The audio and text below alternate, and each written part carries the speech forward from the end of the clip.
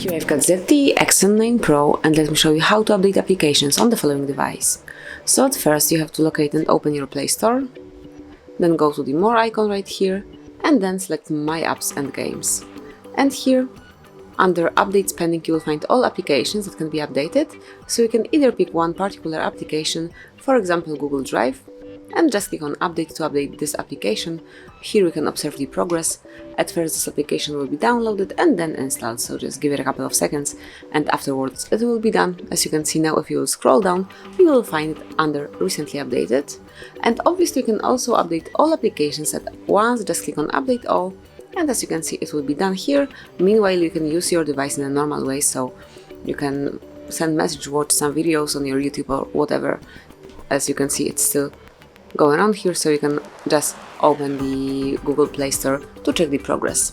And that would be all, so you can update applications on your device. Thank you for watching. Please subscribe our channel and leave the thumbs up.